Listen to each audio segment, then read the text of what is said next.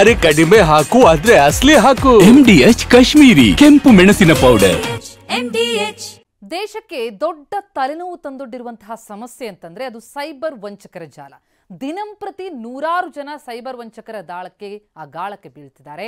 ಅದನ್ನು ತಪ್ಪಿಸೋದಕ್ಕೆ ದೇಶದಲ್ಲೇ ಮೊದಲ ಸೈಬರ್ ಕಮಾಂಡ್ ಸೆಂಟರ್ ಕರ್ನಾಟಕದಲ್ಲೇ ತಲೆಗೆತ್ತಿದೆ.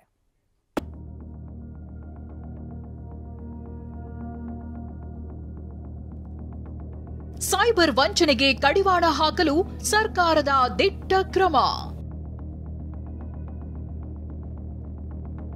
ರಾಜ್ಯದಲ್ಲಿ ಶುರುವಾದ ದೇಶದ ಮೊದಲ cyber command centre.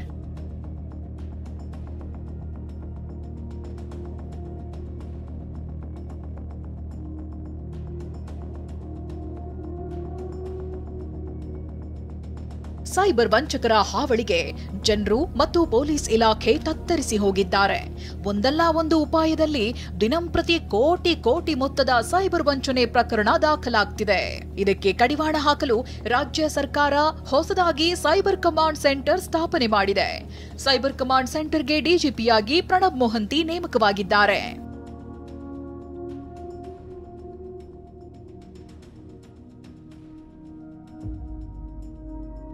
April 25ರಂದು cyber ಅಪರಾಧ ತಡೆಗೆ ಕಮಾಂಡ್ ಸೆಂಟರ್ ರಚಿಸಲು ಹೈಕೋರ್ಟ್ ಕೂಡ ಸೂಚಿಸಿತ್ತು. ಮುಖರಹಿತವಾದ ಸೈಬರ್ ಅಪರಾಧಗಳನ್ನ ಕೇವಲ ಅಧಿಕಾರಿಗಳ ಭವನವಾಗದೆ ಬದಲಾವಣೆಯ ಸಂಕೇತವಾಗಬೇಕು.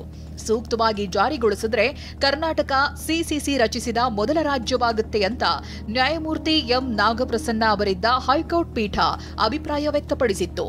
ಅಲ್ಲದೆ ಸೈಬರ್ ಅಪರಾಧಗಳ ತನಿಖಾ ವರದಿ ಸಲ್ಲಿಸಲು ಸಿಸಿಸಿ ಡಿಜಿಪಿಗೆ ಸೂಚನೆ ಕೂಡ ಕೊಟ್ಟಿತ್ತು.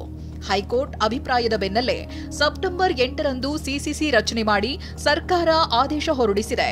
ಮಾನ್ಯ ನ್ಯಾಯಾಲಯ ಅದನ್ನ ಸೈಬರ್ ಕಮಾಂಡ್ ಸೆಂಟರ್ ಅಂತ ಹೇಳಿದ್ದಾರೆ. CCC ಅದು it is actually called cyber command cyber command division. ಇದು ಒಂದು ಸರ್ಕಾರದ ಒಂದು ಯುನೀಕ್ ಒಂದು ಇನಿಷಿಯೇಟಿವ್ ಅಂತ ನಾವು ಹೇಳ್ಬೋದು. ಮಾನ್ಯ ಗೃಹ ಸಚಿವರವ್ರದ್ದು ವೆರಿ ಸೆನ್ಸಿಟಿವ್ ಇನ್ಫ್ರಾಸ್ಟ್ರಕ್ಚರ್ ICT ಅಂತ ನಾವು ಹೇಳ್ತೀವಿ. ಅದು ಇವೆ, ಸರ್ಕಾರದ್ದು ಇದೆ, ಪ್ರೈವೇಟ್ ಸೆಕ್ಟರ್ದು ಇದೆ. ಅದಕ್ಕೋಸ್ಕರ ಇಂಥ ಒಂದು ಸೈಬರ್ ಆರ್ಕಿಟೆಕ್ಚರ್ ಮಾಡಲಿಕ್ಕೆ ಸರ್ಕಾರ ಏರ್ಪಾಟ್ ಮಾಡಿದ್ದಾರೆ. ರಾಜ್ಯದಲ್ಲಿ ಸದ್ಯ 16,000ಕ್ಕೂ ಹೆಚ್ಚಿನ ಪ್ರಕರಣಗಳು ಇತ್ಯರ್ಥ ಆಗದೆ ಬಾಕಿ ಉಳಿದಿದೆ.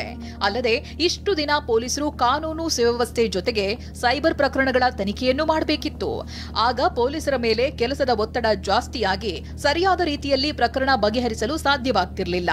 ಈಗ ಸಿಸಿಸಿ ರಚನೆಯಾದ ಮೇಲೆ ಕೇವಲ ಸೈಬರ್ ಪ್ರಕರಣಗಳಿಗೆ ಸಿಬ್ಬಂದಿ ನೇಮಕ ಮಾಡಲಾಗುತ್ತೆ. ಅಲ್ಲದೆ ಟೆಕ್ನಿಕಲ್ ಆಗಿ ಪರಿಣಿತಿ ಹೊಂದಿರುವ ಸಿಬ್ಬಂದಿಗಳನ್ನ ಇಲ್ಲಿ ನೇಮಕ ಮಾಡಿಕೊಳ್ಳಲಾಗುತ್ತೆ.